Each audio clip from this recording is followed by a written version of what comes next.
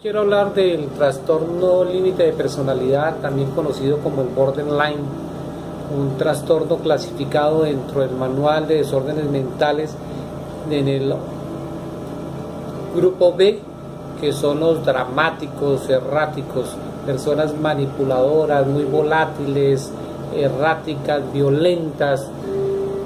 Dentro del patrón de comportamiento pues se marca por la inestabilidad en las relaciones interpersonales, en la autoimagen, por la variación en las mismas emociones, porque estas personas pueden ser impulsivas, con conductas tendientes a ser autoagresivas, al autodaño, a manipularse, a dañarse a sí mismo, con conductas inapropiadas a veces aún en el manejo de su propia sexualidad.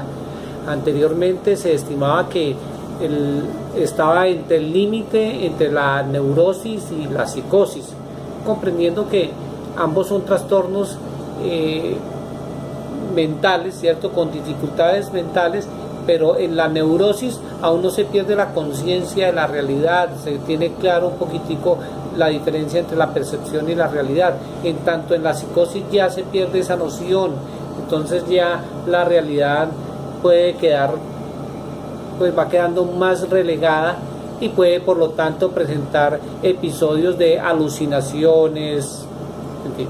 Hoy en día se considera que es un trastorno del estado de ánimo y del comportamiento social, es decir, dos factores completamente bien marcados y diferenciados.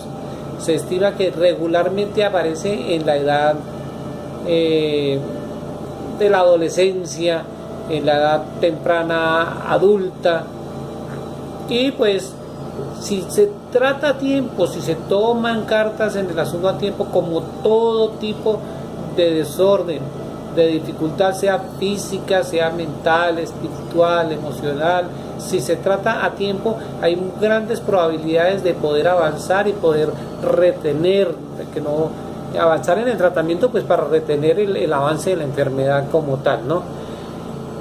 La inestabilidad causada por este tipo de comportamientos en las mismas relaciones, entonces va a tener problemas donde haya relaciones, y relaciones van a tener aquí en la casa, allá en el trabajo, en el estudio, con los compañeros, en fin, donde se esté vinculando socialmente va a tener allí. Se estima que regularmente las mujeres son las que más sufren del trastorno límite de la personalidad o TLP. Algunos piensan que es que los hombres consultamos menos, pero pues las estadísticas muestran que es más bien las mujeres están reportadas como las que más sufren de este tipo de trastorno, y se estima que entre la población mundial, entre el 1.6 y el 1.9 de la población mundial en general tiene problemas con el TLP o trastorno límite de personalidad. Pensemos en algunas características de este trastorno, como son la extremada sensibilidad a las circunstancias ambientales, cómo se está comportando mi microsistema, como diría Bremer, cómo está este momento, este entorno mío, y este entorno mío cuánto me puede llegar a afectar, ¿sí? Hay una característica que es un miedo grande a la separación, al rechazo, a la pérdida. Entonces esto hace que se agudicen los síntomas. ¿Por qué? Porque la pérdida de estas estructuras generan estabilidad, ¿sí?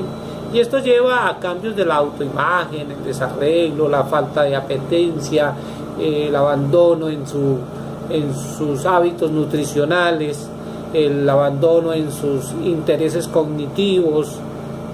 Entonces ese comportamiento que se da por ese temor a ese abandono, que aun cuando puede ser esporádico, pero también puede que sea planeado, planificado y sea por breve tiempo, pero el temor que puede sufrir la persona le va a generar nuevamente esa inestabilidad que estamos hablando, inestabilidad emocional, inestabilidad cognitiva, inestabilidad en su relación. ¿Qué podríamos hablar también de de esta persona, como la sensación es de abandono, no siempre es real, es solamente una sensación, una percepción, y la percepción de ese abandono puede ser le incumplieron una cita. Si incumplieron la cita, entonces ya considera que es que no la quieren, que no vale la pena, entonces esa. O simplemente pudieron llegar tarde a la cita. Se llega tarde a la cita, al compromiso, y entonces va a haber una alteración en su autoimagen, su autoconcepción, y entonces empieza a hacerse autodaño, emocionalmente y mentalmente puede estar considerando no merezco, no valgo la pena, y entonces ahí tendríamos algunos detalles para considerar, porque hay que atender eso, ¿no? Regularmente pues también va a exhibir impulsividad, ¿sí? Así que si nosotros miramos los síntomas, vamos a mirar que hay unos esfuerzos grandes, diríamos frenéticos, para evitar lo que más daño le causa, lo que más le afecta, el abandono. Y entonces puede haber impulsividad. ¿Impulsividad a qué? Puede haber impulsividad, se siente impulsada a hacerse daño, se siente impulsada al consumo de sustancias, ¿sí? Entonces, estas situaciones que la llevan a esos eventos, entonces son parte de los síntomas que se pueden estar identificando, ¿no? La inestabilidad totalmente emocional, el estado de ánimo es muy cambiante y se encuentra en una dicotomía entre lo que es la disforia y la alegría. Por eso es límite, porque es que va de un límite al otro, ¿no? Y algunas personas lo confunden con el bipolar y son cosas muy diferentes. Hoy estamos hablando desde el trastorno límite, pero entonces uno de los límites es la irritabilidad, la tristeza, la disforia, el otro límite es la alegría, el gozo, el entusiasmo. Se mueve más en dos límites tan emocionales, que es allí donde realmente el paciente o la persona puede estar oscilando, pero regularmente va de un extremo al otro, no hay término medio, no, está en un límite de alegría o está en el límite de la disforia. Con sus patrones en sus relaciones siempre van a ser patrones de inestabilidad en las relaciones interpersonales, ¿no?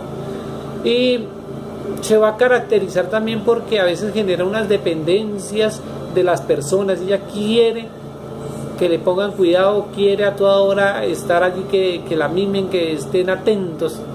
¿Por qué? Porque teme el abandono. La alteración de la identidad también va a generar alteración de la imagen, inestabilidad significante y persistente frente a lo que es su propia imagen, ¿no? Son conductas que se van volviendo cada vez más recurrentes, y la aparición ya de la mutilación, de las amenazas, del me corto, es parte de la expresividad que tiene este paciente, porque él ya va en uno de sus estados de ánimo y de sus sentimientos de abandono, entonces piensa que no vale la pena y por lo tanto considera que a veces puede llamar más la atención así, o simplemente puede llegar de pronto a atentar un poco más contra su vida, pero pues hay que mirar cada caso de manera personalizada, individualizada, porque se han tipificado estos trastornos de personalidad, pero no los podemos encasillar y no hay una receta 100% que dijéramos es así. Incluso en algunos casos puede haber un diagnóstico donde no es bien diferenciado y podríamos decir que presenta 3 tipos diferentes de personalidad de pronto dentro del mismo rango o grupo que se esté estudiando allá. Sentimientos crónicos de vacío, el deseo de tener algún tipo de control pero no tiene, el pensamiento a veces un poco paranoide, pues por las manifestaciones de estrés, por el estrés que se pueda llegar, entonces puede estarse creyendo, se puede estar sintiendo que a toda hora la están observando, que le están criticando, que lo que dicen es de ella, que si alguien se rió, le dio risa por allí y se burló, entonces creen que no, que ella, que es de esa misma persona que se están burlando, ¿no? El TLP presenta unas características donde el paciente cambia de opinión de lo positivo a lo negativo. Es optimista, pero a veces no es tan optimista, ¿verdad? Pues, la idea es buscar el equilibrio, ¿no? Buscar un equilibrio y poder uno ayudar a esta persona, ¿no? Pero el diagnóstico concreto de la persona tiene que ser por parte de un profesional de la salud, no alguien que realmente le pueda ayudar en el conocimiento de la salud mental, el psicólogo clínico, el psiquiatra. A veces pues dentro de la psicología está el campo de la psicología educativa, la psicología de familia. Podrían ir encontrando, pero lo más ideal es que un psicólogo clínico sea la persona que la diagnostique y pues por tanto la trate, tenga ese tipo de tratamiento adecuado, ¿no? Entre más temprano se pueda evidenciar, entre más temprano se encuentren las causas, es mejor para un tratamiento mucho más efectivo, porque en casos con el avanzar del tiempo hacia los 40 años, la persona puede generar una estabilidad completa frente a este tema. Bueno, les invitamos para que seguir consultando, seguir estudiando y seguirse documentando frente a temas tan trascendentales como este, que es el trastorno límite de la personalidad. Dios les guarde y Dios les bendiga. Muchas gracias por atender, y si quiere poner un me gusta que lo ponga. Gracias.